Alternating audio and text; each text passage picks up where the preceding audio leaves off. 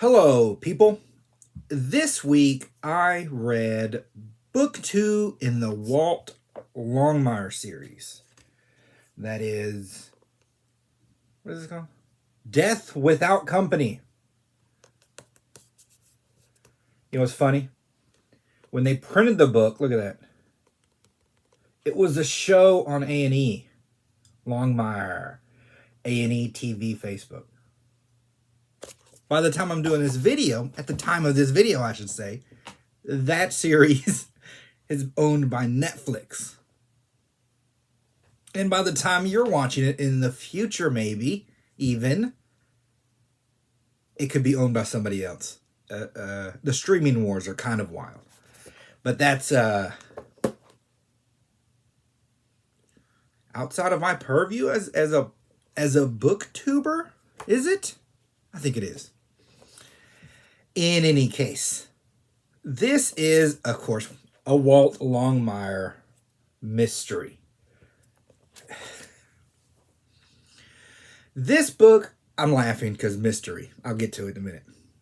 This book is fairly self-contained. So, if you just manage to find this one particular book, and you don't have book 1, or you've never read any of them, you're fine starting here. Nothing of actual, let's say, major consequence carries over. Oh, I can't say it doesn't carry over. It does connect to the first book. But if you didn't read it, you'd get caught up quick enough if you just read the one book. So you don't have to worry too much about that. What is this? It's sort of like your modern Western, right? Instead of a horse, he has, I guess here's a big truck. The penguin isn't part of the book. It's part of the publisher. Okay, I gotta stop getting distracted. It's a penguin mystery.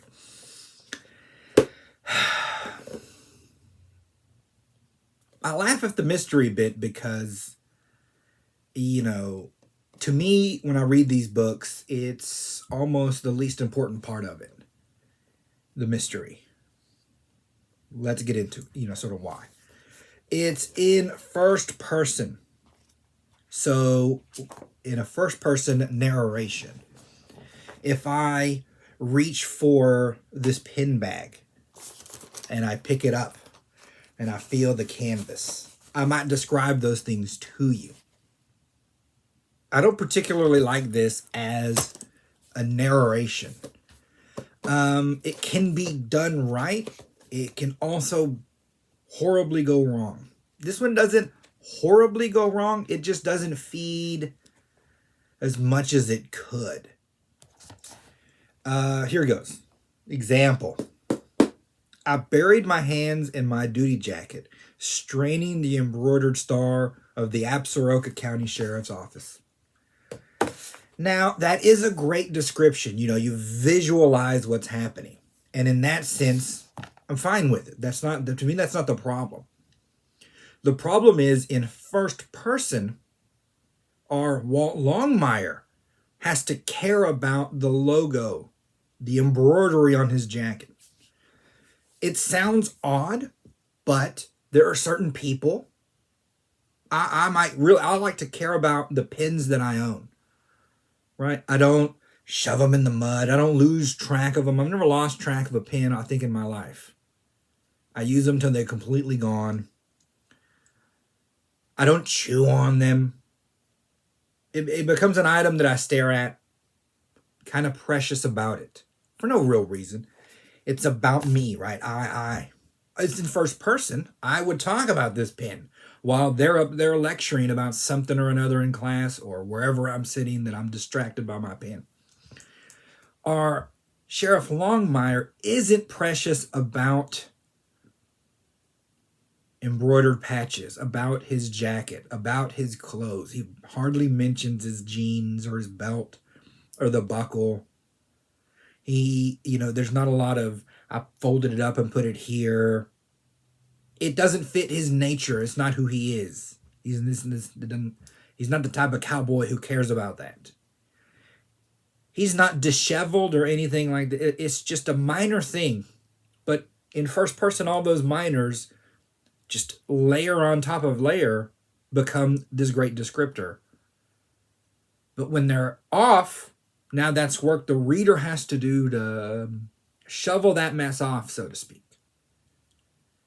And it's a lot through this book, a lot of these incongruences. It really has to be tight if it's going to be first person. And when it's tight, it's magnificent. When books do it right, it can be really something else. But this one doesn't do it exactly right. Every word of it should be the character. Every description that's not dialogue is the character. Even the parts that are dialogue are kind of how a Walt Longmire hears it, if that makes sense. Everything's first person. So in this, our author, it doesn't do a great job, and it's a little distracting. But what he does do a fantastic job of is your dialogues. And this is what leads me to sort of laughing at a mystery, and why I say I'm less concerned with the mystery. There are two parts essentially to these books. Sometimes, sometimes three. But this one, there's two main parts. It will be the mystery. Someone's died, typically. In here, it becomes Marie Baroja, a Basque lady, which fits into Basque as a type of a Spaniard. What does one guy call them? Mountain Mexicans. Okay. It fits into the machinations. But what I'll say, and why I laughed, is there half of it's the detective, the mystery, what's happening with that. The other half is Absaroka County. That's how I describe it. It's just the day-to-day. These people could... Walt Longmire and Henry Standing Bear can be going to a deli to get lunch, and I'm completely enjoying myself. It's like living in a small town in Wyoming where everyone knows sort of everyone, this kind of feel to it. They're friendships that I wish that, you could have. It's the type, it's just the full sauce of all of that. When we're having discussions about the dog, his new dog, like pooping on his deputy's stuff in her area, she's like, I like the dog, but if he poops on my crap again, I'm going to shoot him in the butt. This kind of, just the dialogue between them, just the interactions. They're very alive. They make up for the third person. They make up for a lot of the rest of this book, to be honest with you.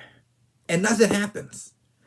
It's hiring a new deputy. It's talking about where other deputies are off screen, so to speak. They're not even really involved in this story. They're doing other stuff. Even that, like, okay. Turk, I think is his name. It's Walt and Vic. The main second in command for him, because she's really good at her job. And they'll just be discussing that Turk went off to go fishing or something. I get a sense of him just through their dialogue. If he were a douchebag, they'd talk about him this way. He's a nice guy, so they talk about him that way. He's not really competent about his job. He's not the best cop. He's a good, solid guy, but he's not like Detective of the Year incoming anytime soon. He's just a dude. Right? Just in their dialogue, I get so much out of that character who hardly even makes it, or I don't think he even shows up in this book at all. He doesn't say a word, and yet I feel like I know him. That's how good we do. Very fun. That's the whole point of this book to me. That's the whole point of the book. I just like hanging out. There's a point where it's just describing Walt and his best friend Henry sleeping over in Henry's bar. He owns a bar. The Red Pony? And it's like a heavy snow. It's just a heavy Wyoming. They get snowed in. And they wake up just freezing. And he's one of them starts the fire. I think Henry starts the fire. And then ask Walt, like, do you want a cup of coffee? And Walt's like, yeah. And Henry's like, well, go make it. And then he's like, why don't you make it? It's your bar. And he goes, I started the fire. It's just this fun. You can tell these cats have known each other since probably before high school. It's just so fun. As for the mystery itself, it's a pretty solid standard mystery, I guess. Again, everything about this mystery is just, the interest comes in the play off of the Absaroka County for me. So we have a dead lady and a dead old lady. So at first no one really thinks anything of it until, what's his name? Lucien Connolly, his former boss, who's now retired, makes a big stink about it. And he's old school, so he might still get a gun and pop off if he needs to. Because he's hard and he doesn't care. He wants her death investigated like it's a murder. And again, the big shocker is that it's his wife or former wife. And they're like, I didn't even know he was married. What's going on here? Turns out, way back in the day, when he was young, when he was 30 or 25, let's say 27, young guy, he met this lady, Marie Baroja. They fell in love. They got married. And the family, which is very traditional, wasn't about to have that for whatever traditional reason they had. They had some arranged marriage already. One of these kind of old culture things. And so they beat the crap out of him and take her back. It's like a shotgun divorce, right? Instead of a shotgun marriage. But he still liked her. But if she's going to choose to stay, which she chose for her reasons, be they family, she didn't want this guy at war with these people, however that looked. She ended up staying. Their lives get led. She married another guy. She had kids, etc., etc. Cut to, this is an abusive guy. Now, the abuses are described, but not overly graphically. If that makes sense. You clearly know what's happening. You clearly know this is physical violence. This is not good. But it's not harping on it in any kind of way. It's enough to get the point across. In any case, how these things go, this drunk, abusive husband at some point almost turns on one of her kids. At which point, she's no longer having it. And she kills him. I think she slits his throat. No one's really sad to see the guy go. She runs to Lucien. And then we come back to sort of our modern time. And Walt is like, it's clearly self-defense. And Lucien's like, not in 1952. But self-defense or not, a murder's a murder, and those don't go away. So we have this complication of, is he going to sell his boss out for covering up a murder? For a murder that seems justified? For victims who are both dead? It's just one of these, it's a moral standing for our cop here. But how it relates to now is, no one knew that he died, right? They covered it up so that Lucien buried the body wherever in Wyoming, he did that. She went on with her life. Her kids got raised. She was very decent in business, but she ended up with lots of land. Now, lots of land in this area can turn into methane reserves. And methane reserves are big business. I believe Jerry Jones is a billionaire on some natural gas, not on the Dallas Cowboys, just as a side note. So you can get mega rich. And I'm like, well, there's a good enough reason to start killing, is for the loot. And so now we have this open-ended tether that can draw people in a weird way. So is someone using the fact that no one knows this guy's dead to pretend to be a relative to get in on this inheritance, to then kill off the inheritors to become the sole inheritor? This is essentially what we're dealing with. A little complicated. Fun enough as mysteries go. I don't have a real problem with it. The kind of problem I have is the damage our Walt Longmire takes. I believe in book 1, he got shot or lost his hearing, or so he took some damage some way. And in this one, he fights just a huge guy who almost just beats him. Who then, his new deputy, and this big, huge guy, half Indian, fight on the ice, and him and the deputy go under. And he almost, he saves the deputy, but then he's stuck under the ice somehow until he gets yeeted out. So he almost gets frozen to death. In the frigid, frozen lake of Wyoming.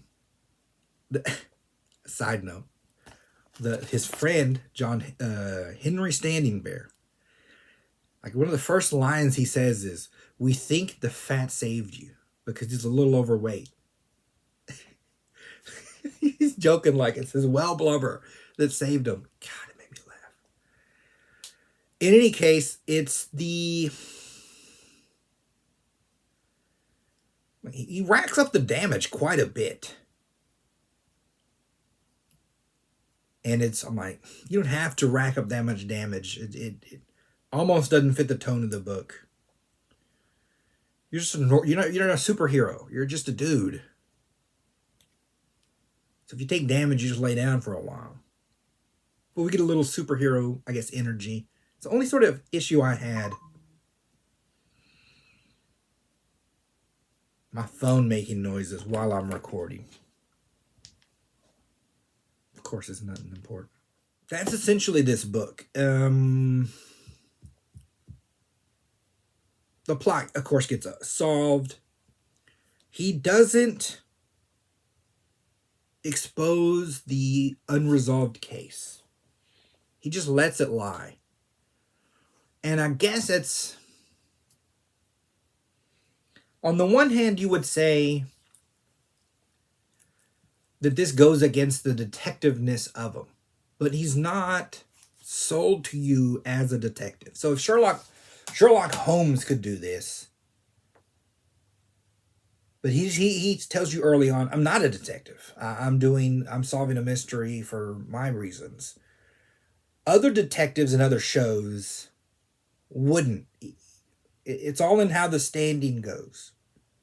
I think I forget which one it was. I've seen this where they try and do this and then it ruins the detectiveness of it.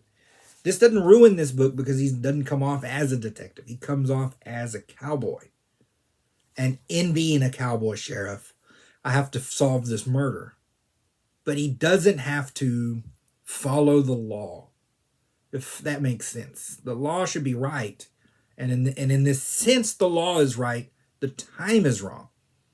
And then the consternation doing the right thing by the letter wouldn't resolve anything for anyone. Because all the appropriate criminals are going to jail for appropriate reasons already. So it would be unnecessary turmoil. The lady who murdered is dead. The guy's obviously dead. The officer who covered it up is already retired. And he doesn't see there'd be no real point. There'd be no real point. And you don't blame him. It is character, not building, but character describing. And that's essentially Death Without Company. Like I said, it's not a very thick book. Don't hold that against it. It is fun. If you like murder mysteries,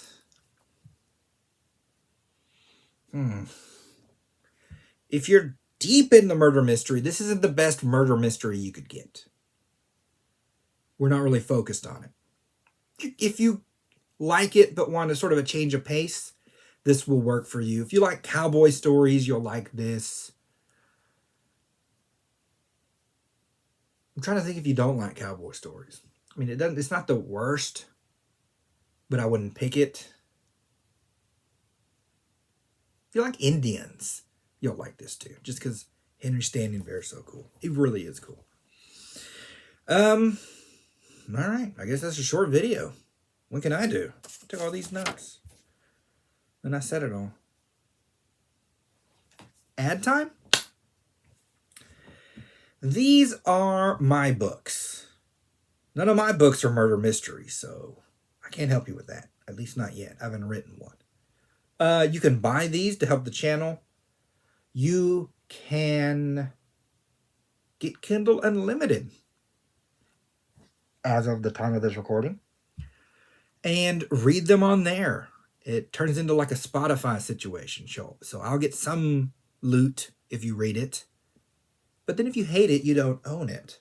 And you can read other books and then get value out of your hard-earned money. I think that's fair.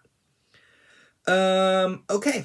I will talk to you all next week.